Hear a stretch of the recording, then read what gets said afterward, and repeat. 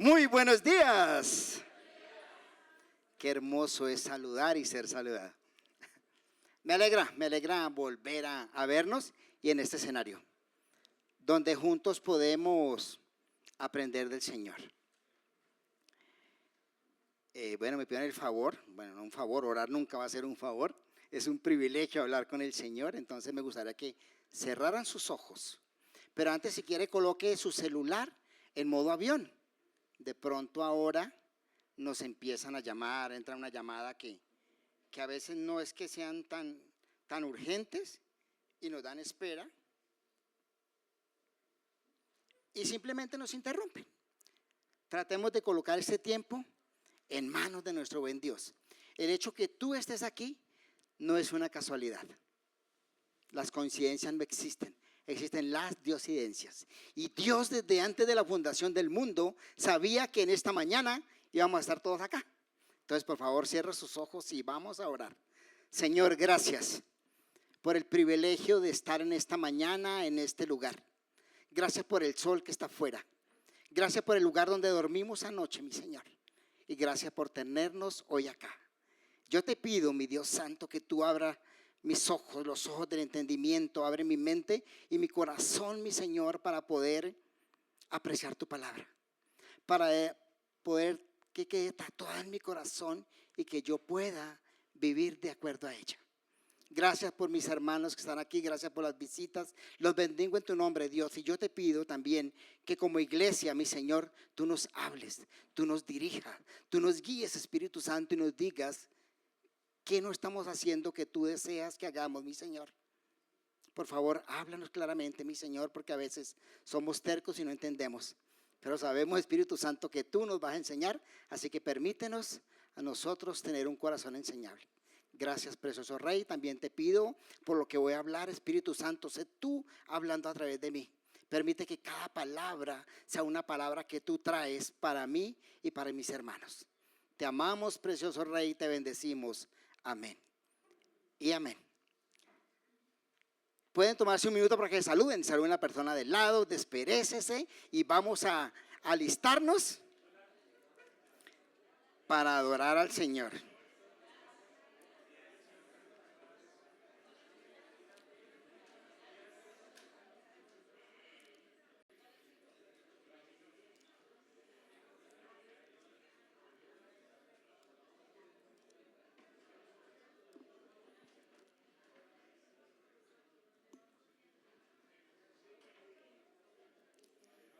¿Ya se saludaron? ¿Están listos? Muy bien.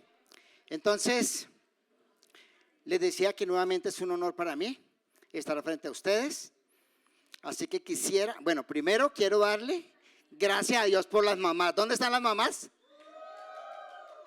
Que fuera este mundo sin ellas. De verdad que ustedes son parte del plan de Dios desde siempre. Sin las mamás el mundo fuera caótico.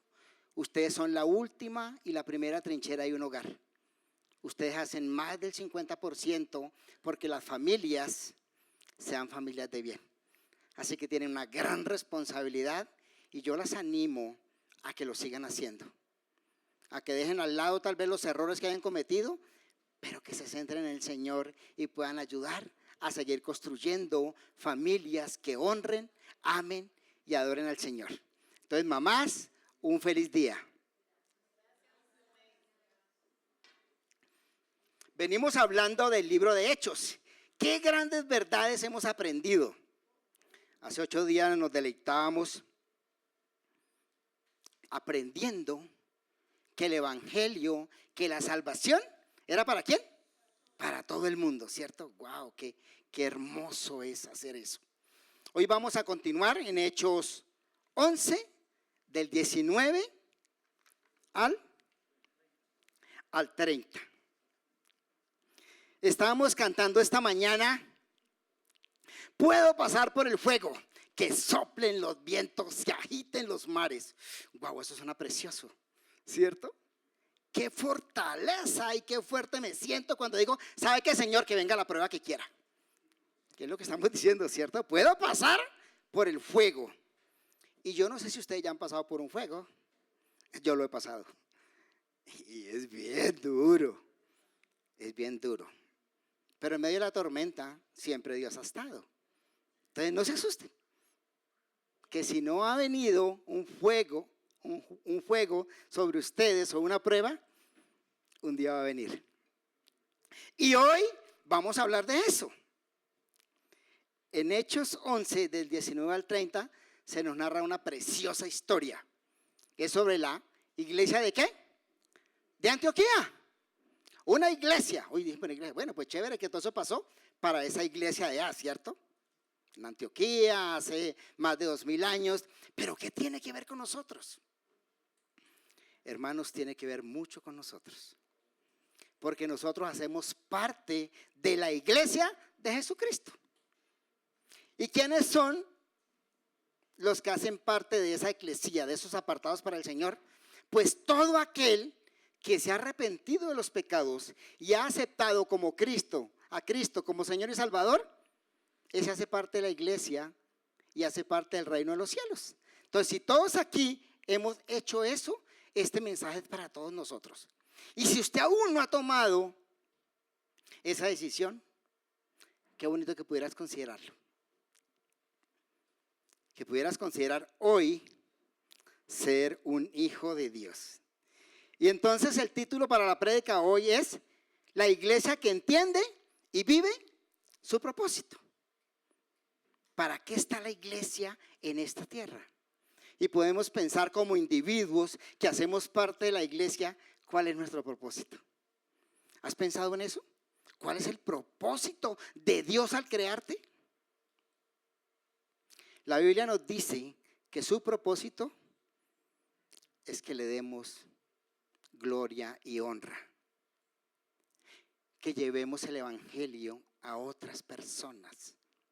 No estamos aquí solamente para disfrutar de esta vida. Estamos aquí para ser parte de la iglesia, de los apartados del Señor, para llevar su palabra. Y de eso se trata este mensaje. Hoy quiero que hagamos 4 acciones que debemos hacer como iglesia y como individuos, que nos da como ejemplo ese pasaje de la iglesia de Antioquía. Y la primera acción,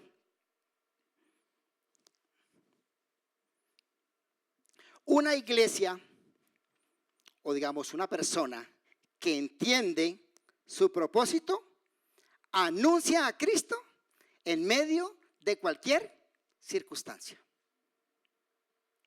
Una persona, una iglesia que entiende su propósito, ¿qué hace? Anuncia a Cristo en medio de cualquier circunstancia. Dice el versículo 19, ahora bien, los que habían sido esparcidos a causa de la persecución que hubo con motivo de Esteban, pasaron hasta Fenicia, Chipre, Antioquía, no hablando a nadie la palabra, sino solo a los judíos. ¿De qué estamos hablando? Necesitamos entender el contexto. Vimos que en los primeros capítulos, de hecho, se formó la iglesia, la primera iglesia en Jerusalén. ¿Cómo se forma?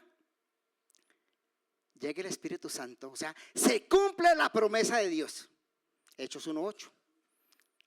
Jesucristo, cuando resucitó, le dice a los apóstoles, ¿vendrá sobre ustedes quién? El Espíritu Santo. Y Hechos 1:8 dice, pero recibiréis poder cuando venga sobre ustedes el Espíritu Santo. El Espíritu Santo viene, Pedro predica, se convierte en más de 3000 personas y empieza a crecer la iglesia en Jerusalén. Hay milagros. Aparece Bernabé en Hechos 4, porque la iglesia empezó a vender las cosas que tenían como individuos, los llevaban a los pies de los apóstoles y todos vivían en comunidad. O sea, a nadie le hacía falta nada. Entonces la iglesia estaba contenta. Estaban viendo milagros, crecimiento.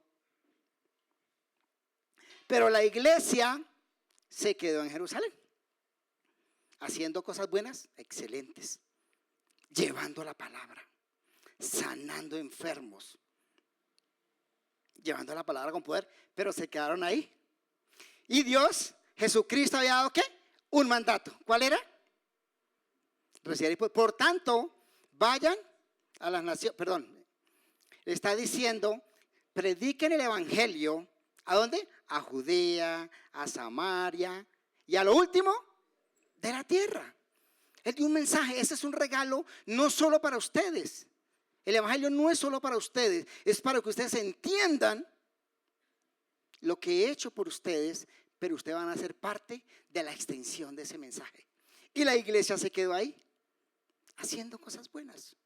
Pero entonces viene Hechos 8. Y en Hechos 8, Hechos 7, hemos visto ¿qué? La persecución.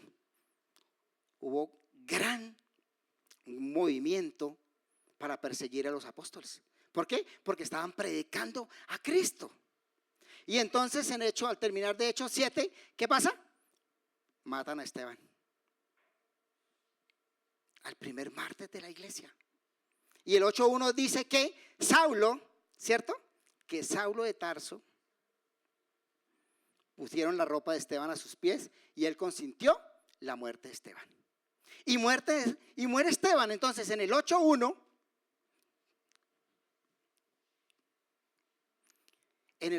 inicia una persecución. Inicia la persecución.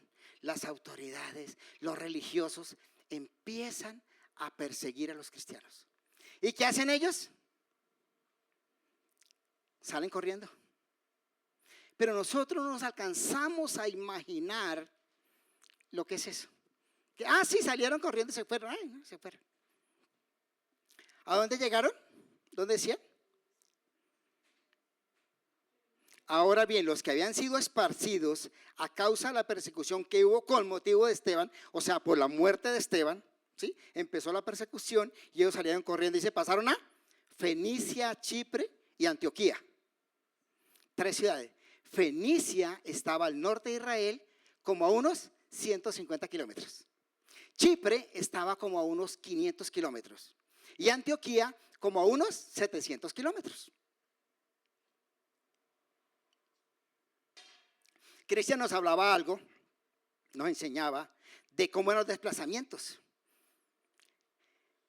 Eran 8, 10, 15 días en trayectos de 50 a 100 kilómetros en caravanas en esa época, con una carreta, tal vez los niños allá, los hombres caminando con costales, con sandalias, no en carretera, una temperatura de 30 a 35 grados que había. Entonces, imagínense caminar 150 kilómetros de esa manera, luego caminar 500 kilómetros, coger una lancha, pasar a Chipre, que era una isla en el Mediterráneo, y luego seguir ¿a dónde?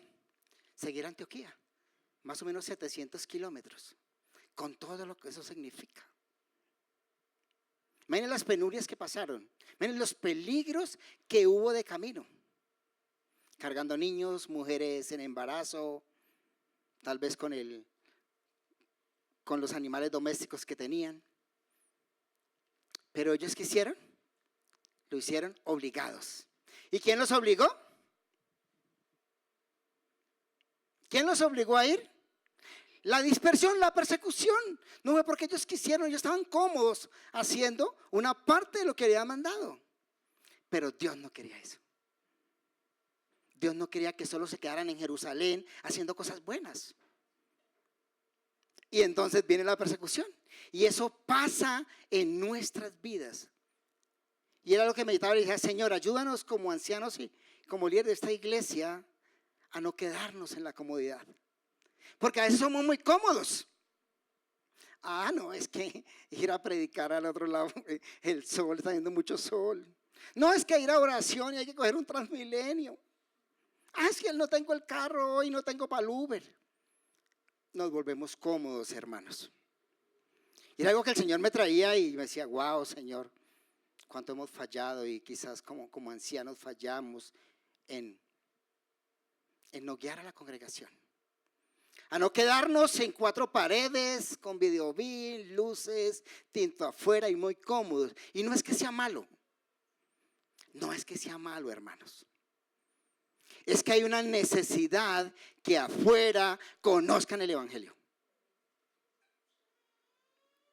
Y nos dicen que esos hermanos que hicieron,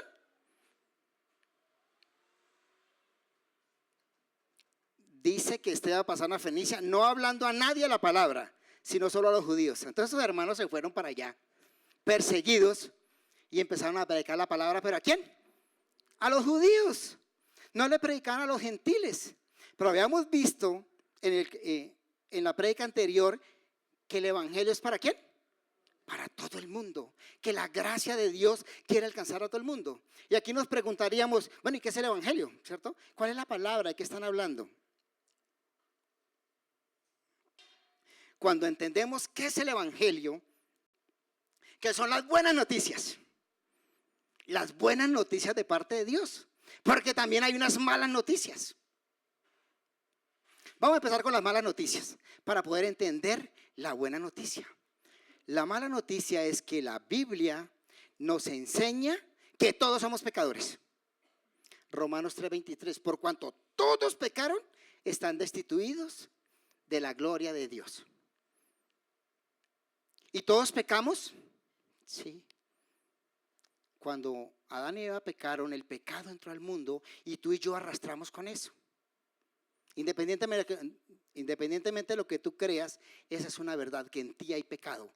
Pequeño o grande, pero ese pecado te separa de Dios. La Biblia también nos enseña que la paga del pecado es muerte. Muerte espiritual. Y entonces aquí hay algo que la Biblia dice que hay dos lugares donde vamos a pasar la eternidad. El cielo con Dios y en el otro lado con otra persona. Está viendo un pasaje donde Cristo dice que allá será el lloro y el crujir de dientes por una eternidad. Y el lloro en el pasaje original hace pensar que muchos van a estar allá. Señor, yo por qué no creí cuando me dijeron. Señor, perdóname, sácame de aquí. Pero ya no va a salir porque su oportunidad pasó. Y está el crujir de dientes, que puede ser el que está así, pero si a Dios cómo se le ocurre mandarme para acá, yo no merecía esto, ese Dios, ¿qué le pasa? Puede haber orgullo en esa persona allá todavía, diciendo, yo era medio bueno, más pecador era Cristian, Carlos, eso era más pecadores que yo, y porque ellos están en el cielo y porque yo en el infierno. Hermanos, esto es tan serio, porque es que en esa condición podemos estar inclusive nosotros. A veces somos religiosos, a veces pensamos que agradamos a Dios porque venimos y predicamos acá, o porque venimos y nos sentamos en una silla y levantamos las manos. Esto es más profundo que eso, y de eso se trata el mensaje del evangelio, de decirle a las personas que están en un serio problema con Dios, y ese problema, si no lo solucionan, los va a llevar a una muerte eterna o una vida eterna en otro lugar, donde será el lloro y el crujir de dientes. Imaginémonos que allá está tu papá, o que está tu mamá, tu hermano, tu tío, tu primo, personas hasta buenas moralmente, que dan plata, que hacen cosas buenas. Pero es que la bondad que entendemos nosotros, el ser buenos, no es como Dios lo mira. Dios mira que todos somos pecadores y no tenemos nada como pagarle a Dios. Y entonces cuando Dios mismo nos manda la buena noticia, que es el evangelio, y Él dice, yo amo mi creación, yo no quiero que se pierdan, yo los amo. Pero ¿qué me pueden dar? Carlos, ¿qué me puede dar Carlos por sus pecados? Le doy 1 año de sueldo, Dios. Dios le dice, Carlos, yo lo doy para que mantenga a Gladys. Eso es para ti, yo te lo doy. Yo tengo toda la plata del mundo, tengo montañas de oro, de diamante, lo que quiera. Yo no necesito nada tuyo. No hay nada que le podamos dar a Dios para pagar por nuestros pecados. Entonces Dios se idea la fórmula más grande y maravillosa. Envía a su Hijo. Y ahí es donde entra Jesucristo, y la buena noticia, que Él, siendo Dios, se hizo hombre y vino, y con su sangre, con su vida, pagó por tus pecados y por los míos. Y cuando yo acepto ese regalo, Dios me acepta como su Hijo. Y entonces yo digo, pase lo que pase en este lado de la eternidad, un día voy a estar con Él. Y esa es la urgencia del evangelio, porque las personas están muriendo sin Cristo. Y nosotros muchas veces seguimos sentados cómodos. Cómodos con toda la comodidad que Dios nos da. Ayer iba pasando por la 153, después de que veníamos de Cantalejo, de trabajar allá, de llevar el evangelio. Y había una señora debajo de un carro. Solo se veían sus pies, debajo todo el cuerpo. Ya llevaba 20 minutos ahí, muy seguramente estaba muerta. Y pensaba en eso, ojalá haya tenido la oportunidad y alguien le hubiera hablado del Señor. Ojalá que alguien lo hubiera hecho. Porque si no es terrible, y esa es la urgencia, y es lo que Dios nos manda hacer cuando somos sus hijos. Entonces esos hermanos se fueron para allá, Fenicia, Chipre y Antioquía, 150, 450, 800 kilómetros, pero no le hablaban, sino a los judíos, porque todavía entendían que el evangelio había sido dado primeramente ¿a quién? A los judíos. Entonces ellos todavía no estaban en esa transición de entender realmente que el evangelio era para todo el mundo. Dice el 20, pero había entre ellos unos varones de Chipre y de Cirene, los cuales cuando entraron en Antioquía hablaron también a los griegos anunciando el evangelio del Señor Jesús. O sea, que hablaron lo que yo les acabo de decir, la buena noticia que Cristo vino y pagó por nuestros pecados. ¿Y quiénes lo hicieron? No la mayoría de los judíos, sino unos varones que iban de Chipre y de Cirene. Cirene quedaba más de 1000 kilómetros al oeste de Jerusalén. Y mire cómo encaja el plan perfecto de Dios. Unos capítulos atrás, unos hombres de Cirene estaban hablando ¿con quién? Con Esteban. Lo estaban contradiciendo, porque había una sinagoga de allá. Pero ahora unos hombres de allá mismo van a llevar ¿qué? El evangelio del Señor Jesús. Eso es lo hermoso que hace la palabra de Dios. Si tú no hablas del Señor, otro lo va a hacer. Pero qué privilegio es que nosotros podamos hacerlo. Y dice el 21, y la mano del Señor estaba con ellos, y gran número creyó y se convirtió al Señor. El evangelio se expande y crece, es por la mano del Señor. Cuando nosotros salimos a predicar y hablarle a alguien, el que hace la obra es el Señor, es el Espíritu Santo. A nosotros nos corresponde ¿qué? Hablar y decir y dar testimonio en cómo vivimos, en cómo hacemos las cosas, en cómo tomamos decisiones. Pero el crecimiento es el Señor. Hermanos, ¿cómo lo estamos haciendo? Esa labor que el Señor quiere que hagamos de llevar el evangelio. Como individuo y como iglesia, hice una pregunta que necesitamos hacernos. Porque muchas veces nos quedamos cómodos y Dios levanta una tormenta. Dios permitió la muerte de Esteban para que viniera la persecución, y lo que ellos creían que era terrible, dejar todo botado e irse, se convirtió en ¿qué? En la expansión del evangelio, en bendición para los gentiles, o sea, para todos los que no eran judíos. ¿Cómo lo estamos haciendo? Qué buena pregunta, ¿cierto? Para cada uno de nosotros. Necesitamos predicar el evangelio a tiempo y a destiempo, en persecución o no en persecución. No, me duele la cabeza, yo hoy no voy a evangelizar porque me duele la cabeza. Hoy vinieron unos familiares a la casa y no, es que hoy estoy aburrido, entonces no voy a predicar porque hoy no tengo ganas. Me pierdo esa oportunidad hermosa. Por eso el primer punto, una iglesia, una persona que entiende el propósito en esta tierra, ¿qué hace? Predica a Cristo a tiempo y a destiempo. Pero necesitamos entender el valor de lo que estamos haciendo, el peligro que corren las personas. Una segunda acción que debemos hacer: la iglesia que entiende su propósito persevera y permanece fiel al Señor. A veces no es fácil perseverar, lo hacemos un ratico Y nos pasa en todas las esferas de nuestra vida, en nuestro matrimonio, en nuestro trabajo, en nuestro estudio, en miles de cosas. Iniciamos algo y apenas que no me gusta algo, ¿qué hago? Desfallezco. Voy a caminar y apenas que empiezo a sudar, no, esto está muy duro. Esto está muy duro, que vaya Cristian, que vaya Carlos. Eso está muy duro. La iglesia, el cristiano que entiende su propósito, ¿qué hace? Persevera y permanece, ¿qué? Fiel. Dice el versículo 22. Llegó la noticia de estas cosas a oídos de la iglesia que estaba en Jerusalén y enviaron a Bernabé que fuese a Antioquía. Cuando llegó y vio la gracia de Dios, se regocijó y exhortó a todos a que con propósito de corazón permanecieran fieles. ¿A quién?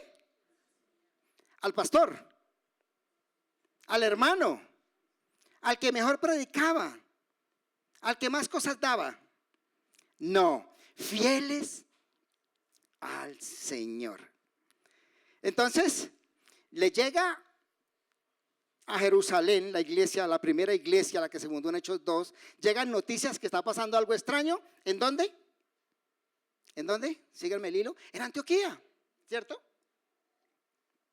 Y dice, allá llegaron unos hombres y le predicaron a los griegos y a los romanos que habían a todo el mundo. Oiga, y esa iglesia está creciendo. Esa iglesia está creciendo. Entonces la iglesia de Jerusalén dice, bueno, sí sabemos que ya el evangelio va para los gentiles, pero vamos a ayudar o vamos a ver qué pasa. ¿Y a quién envían? A Bernabé, ¿cierto? ¿Qué significa el nombre Bernabé? Hijo de consolación o hijo de exhortación. O sea, alguien que ayuda, alguien que fortalece. Y ese no era su nombre original. Ese nombre se lo pusieron los apóstoles, creo que en Hechos 4, que se llamaba José y era de Chipre. Dijeron, no, usted es Bernabé. O sea que era un hombre que traía consuelo, que traía esperanza, que unía a la iglesia, que vendió un terreno y le dijo a los apóstoles, aquí está esto para todos nosotros. Ese era el hombre. Y ahora aparece aquí. ¿Qué está haciendo? La iglesia confía en él y ¿qué hace? Lo envían. Pero hay otro detalle en Bernabé. Y es que en Hechos 9, después de que Pablo se convierta al Señor, ¿no? Los apóstoles todos le tenían miedo. Uy, no, se persigue la iglesia. ¿Y sabe qué hizo Bernabé? No, eso es del Señor. Venga Pablo. Y lo llevó a los apóstoles y le dijo, Dios ha trabajado con él. Él tuvo un encuentro con Cristo, se arrepintió. Y Dios ha designado a este hombre para que lleve el evangelio a los gentiles. Y él los presenta a los apóstoles y empieza Pablo a predicar. ¿Y ahora qué hace la iglesia nuevamente? Le dice, oiga Bernabé, vaya. Qué hermoso es que los hermanos puedan confiar en nosotros para una misión. Y una misión de esta era, vaya confirme, vaya mire, vaya dele gracias al Señor. Afirme esa iglesia. Y entonces dice que cuando él llegó allá, ¿qué hizo? Vio la gracia de Dios. ¡Guau! ¡Cuán bueno es el Señor! Mire este pocotón de griegos, de judíos y de romanos creciendo en Dios. Mire esta iglesia como se ve de hermosa. ¿No quisieran ustedes pertenecer a una iglesia así? Yo sí. Y quisiera que nosotros iniciáramos y fuéramos así. No como una del Apocalipsis, las 7 iglesias, ¿no? Wow, Dios les va a quitar el candelero. Perdieron el primer amor. Son ciegos, utilicen colirio, dice el Señor. Y entonces él llega allá y ¿qué les dice? Sigan así. Qué felicidad que ustedes puedan entender esa verdad de la salvación, que acepten a Cristo como Señor. Sigan así, manténganse firmes, perseveren. Y creo que es lo que nosotros necesitamos hacer con los hermanos. Un hermano desconsolado, un hermano afligido, un hermano triste. Que todos seamos Bernabé, consoladores. Que nos coloquemos al lado ahí, como hace el Espíritu Santo, el Paracletos, el que se coloca al lado nuestro para ayudarnos en las debilidades. No el que está ahí para hundirnos. No es que se alcahueta y no alcahuete los pecados, no, es que se coloca ahí para hacerme ver el pecado, que es lo que hace la palabra de Dios. Me muestra la falla, pero también me muestra la salida, me muestra que debo arrepentirme y salir de ahí. Y dice el 24, ¿por qué hacía eso? Porque era varón bueno y lleno del Espíritu y de fe, y una gran multitud fue agregada al Señor. ¿Podemos decir que todos aquí somos varones y mujeres justas y buenas? Cuando está hablando aquí la palabra bueno, el original está diciendo que era recto, que era sin doblez, que no había doble intención ni en su caminar ni en su actuar. Eso está diciendo. ¿Y que era qué? Lleno del Espíritu Santo. O sea, que Gálatas 5:22 estaba en él. Mas el fruto del Espíritu Santo es amor, gozo, paz, paciencia, benignidad, fe, bondad, templanza y mansedumbre. Eso era el fruto que daba Bernabé. Y lo estamos viendo en su actuar, ¿no? Su actuar estamos viendo que era un hombre que entendía la palabra y ¿qué? Y la vivía. Y la vivía. Y dice que también tenía ¿qué? Fe. Ese concepto de fe, que a veces lo entendemos de muchas maneras. Yo tengo fe y entonces Dios me tiene que dar lo que yo quiera porque yo tengo fe. Y el Señor dice, no, yo doy lo que tengo para ti, tengo planes buenos y cosas buenas, pero no te voy a dar un avión, Ferney. O sea, yo puedo morir de rodillas orando por un avión y el Señor no me lo quiere dar, no me lo da.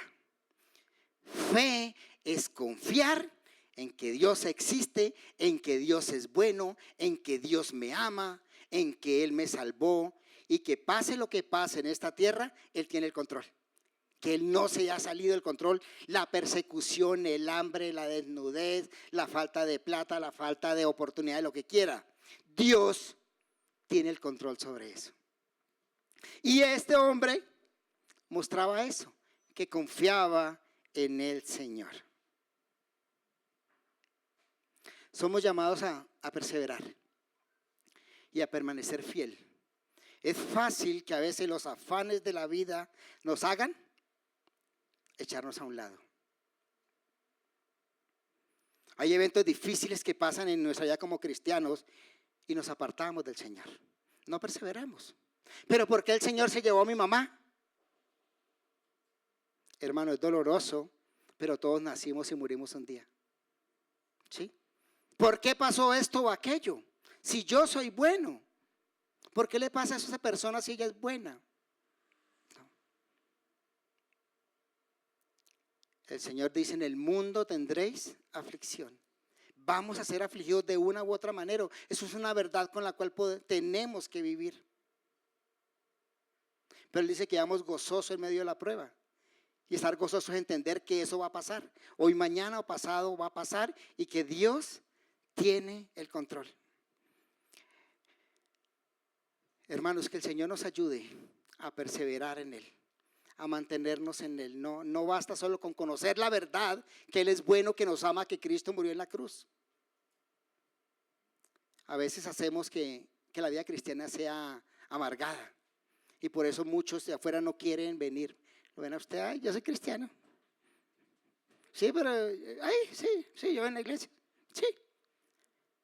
Y parecemos cristianos derrotados. ¿Quién le da ganas de ir a una iglesia así? Sí. Sí, lo que estamos mostrando es desgano. No estamos viviendo a un Dios poderoso, sino a un Dios derrotado. Necesitamos perseverar. Y si tú has estado apartado del Señor, qué bueno es que puedas decirle, Señor, aquí estoy. Porque lo bonito con Él es eso, que Él no nos rechaza. Él nos recibe como estemos, pero no nos deja como estemos. Él nos recibe lleno de pecados, pero permite que nos arrepintamos y nos limpia y nos abraza y nos vuelve al camino. Esa es la bendición que tenemos de poder llamarnos hijos de Dios. Qué hermosa iglesia que perseveraba en el Señor. Y qué bueno que nosotros podamos hacer lo mismo. Perseverar, mantenernos, mantenernos. No importa las circunstancias, no importa lo difícil que sea. Y viene una acción número 3 que hacía la iglesia. La iglesia que entiende su propósito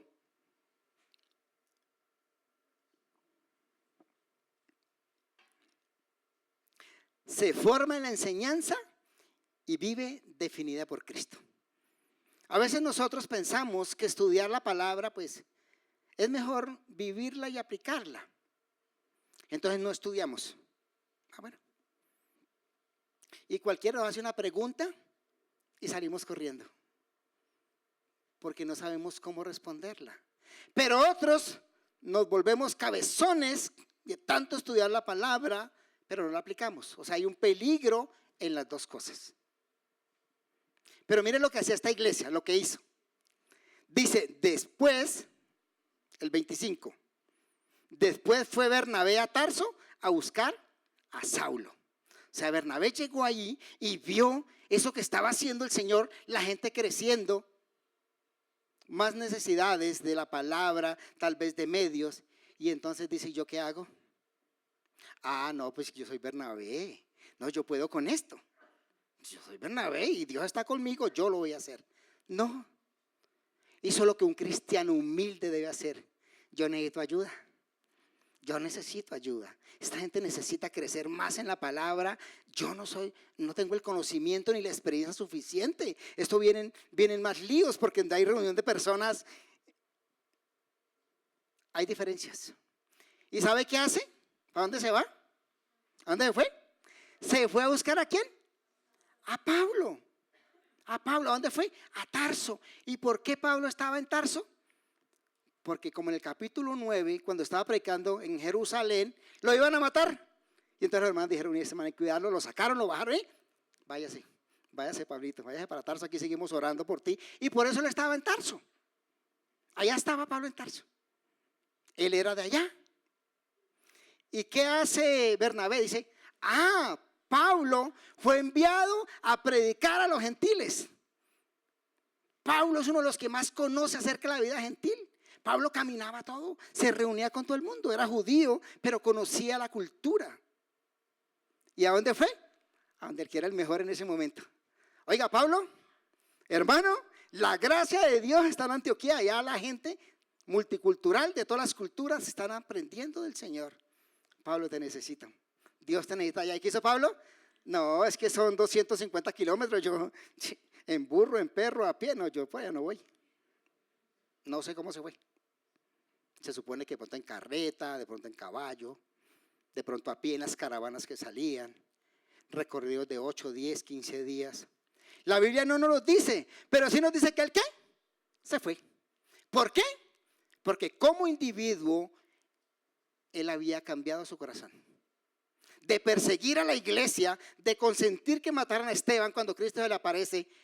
Cuando tienes encuentro personal con Cristo, y Cristo le dice, oiga, Saulo, ¿a quién persigues? Yo soy el que tú persigues. Pablo dijo, Señor, no sabía de ti. Como dijo Job, Señor, yo de oídas te había oído, pero ahora mis ojos te ven. Qué hermoso que cuando tengamos ese encuentro con Cristo, cada uno de nosotros podamos tomar la mejor decisión de nuestra vida, y es aceptarlo en nuestra vida. Aceptarlo, caminar con Él y obedecerle.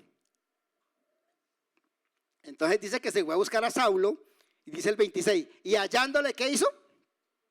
Lo trajo a Antioquía y se congregaron allí todo un año con la iglesia y enseñaron ¿a qué? A 3 personas. No, a mucha gente. A mucha gente. Y a los discípulos se les llamó cristianos por primera vez en Antioquía. Guau, entonces se fue, trae a Pablo y viene esa gran bendición para la iglesia. De afirmarse, de crecer en la palabra. Pero palabra sana, palabra no distorsionada. Y se queda un año ahí enseñando. Y entonces dice que se llamó por primera vez. ¿A quiénes? Cristianos, a los que estaban ahí. Levanten la mano los cristianos. Bájenla, por favor. A veces somos como, oiga, ¿será que sí soy o será que no? ¿Sí? Voy a decirlo la segunda vez, ¿listo? Levanten la mano los cristianos. Muy bien, abajo. Ahora levanten la mano los cristinos. Los cretinos.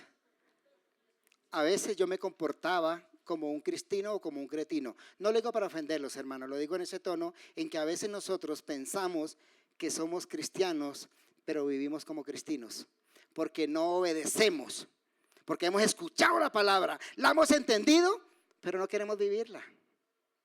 Pero sí vamos a pedirle a Dios, al Dios bombero, Señor, estoy en esta necesidad.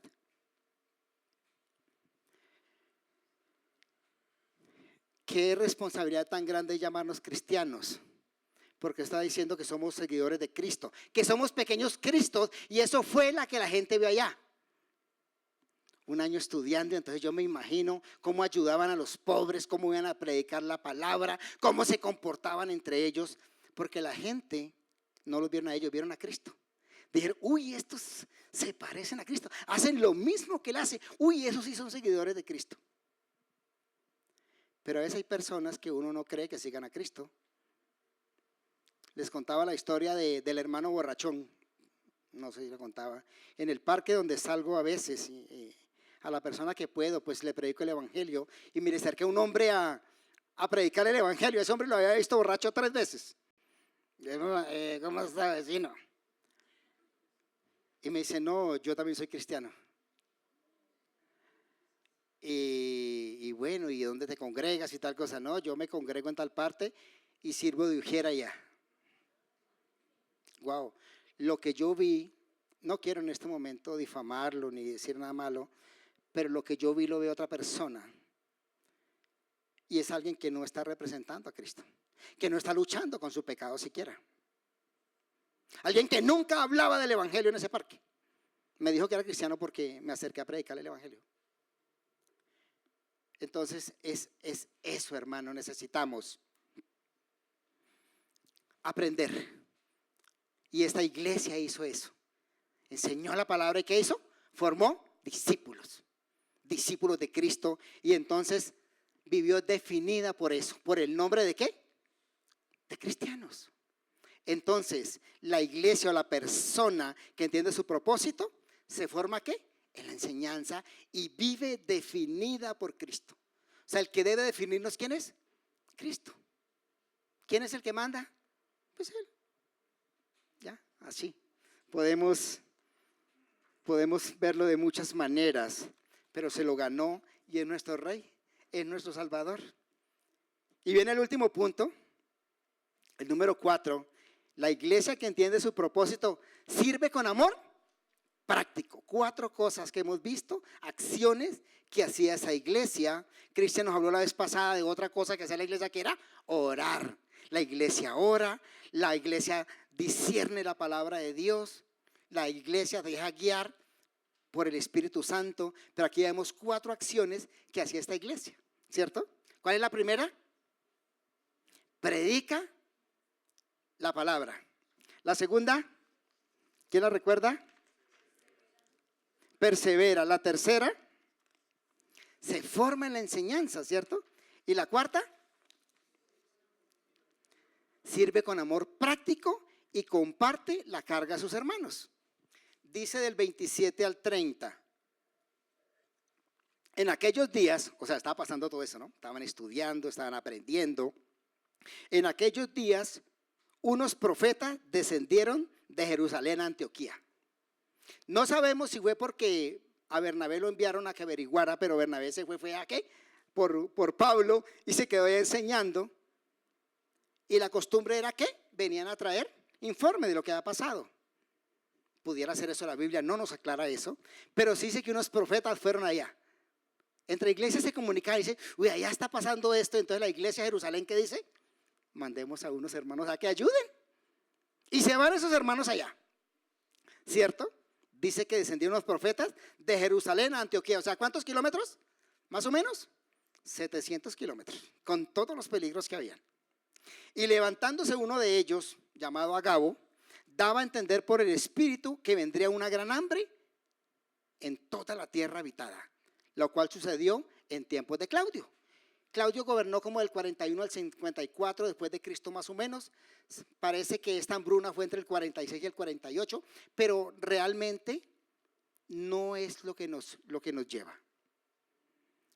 Entonces, dice el 29, entonces los discípulos, cada uno conforme a lo que tenía, determinaron enviar socorro a los hermanos que habitaban en Judea, lo cual en efecto hicieron, enviándolo a los ancianos por mano de ¿qué?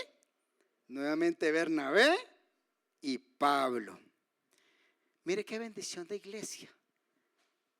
La iglesia Jerusalén, esa iglesia madre, llamémoslo de esa manera, va a ayudar. Y en esos momentos uno de esos profetas dice, va a haber una hambruna. Y la hay. ¿Sí? Y no empiezan a decir ahí, oiga, no, es que man como que está loco, eso no es cierto. Disciernen lo que el Espíritu Santo habla y esperan. Y se cumplió la hambruna. ¿Y qué dijeron? ¿Qué hacemos? ¿Qué hacemos como iglesia cuando vemos la necesidad? Cada uno conforme lo que tenía. O sea, tal vez uno tenía 10 pesos, el otro 2, el otro 50, el otro tal vez 2 vacas, no sé. Pero está diciendo que vieron la necesidad y ¿qué hicieron? Conforme a lo que tenían. Determinaron dar socorro. Dijeron, no podemos quedarnos callados. Nuestros hermanos están en la mala. Hay una hambruna, o sea que tienen hambre. ¿Ustedes han tenido hambre? Es feo. Es bien feo. Ojalá que nunca la pase. Pero dijeron, vamos a mandar. ¿Qué tenemos? Reunieron y enviaron ¿qué? Socorro. Y nuevamente envían ¿a quién? A Bernabé y a Saulo. Qué gran ejemplo de Bernabé, ¿no? Qué gran ejemplo ser un consolador. Aunque más adelante aquí esta iglesia se convierte en esa iglesia misionera.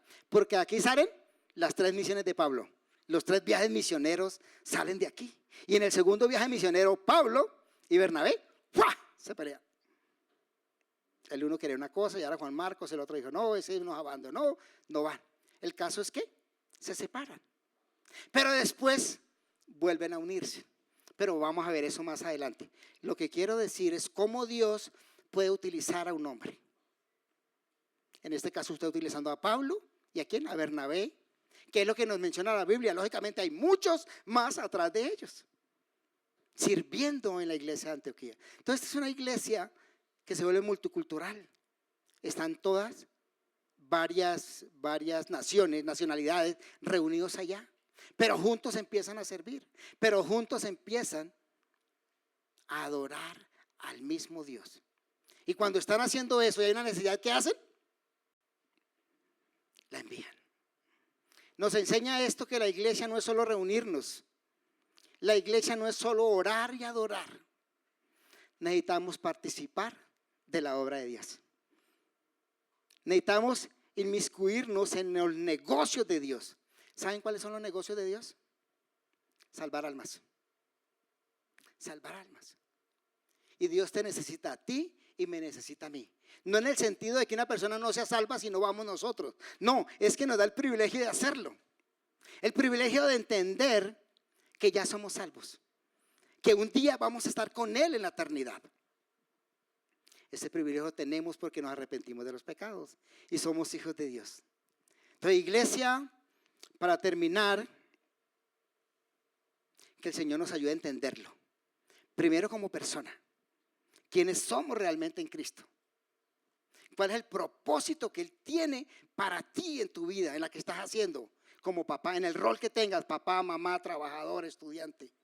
Y ese rol es predicar el evangelio. Ayudarnos entre nosotros, crecer entre nosotros, adorar al Señor juntos, permanecer juntos, pero salir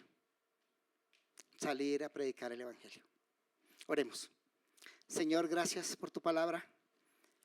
Gracias porque tú nos enseñas, gracias porque nos redarguyes, papá. Te pedimos perdón porque tal vez hemos pecado, mi Señor, tal vez hemos fallado, tal vez nos quedamos en la comodidad, Dios. No nos permita ser ni individuos cómodos, ni iglesia cómoda, Señor. Permítenos entender cuán grande peligro hay en aquellas personas que no te conocen, Señor. Y ayúdanos a hacer tu obra, mi Señor, a cumplir tu mandato de ir y predicar el Evangelio. No permita, Señor, que llegue sobre nosotros una tormenta, papá, una persecución para hacerlo. Permítelo que libremente podamos entenderlo y que como individuos e iglesia podamos aplicarlo. Te amamos, precioso Rey, te bendecimos y te pido por cada una, mi Señor, de las personas que hoy están aquí, quienes han escuchado el Evangelio, mi Señor, que si aún no te conocen, puedan hoy tomar la mejor decisión de sus vidas, que es arreglar las cuentas contigo. Te amamos, precioso Rey, te bendecimos. Amén y amén.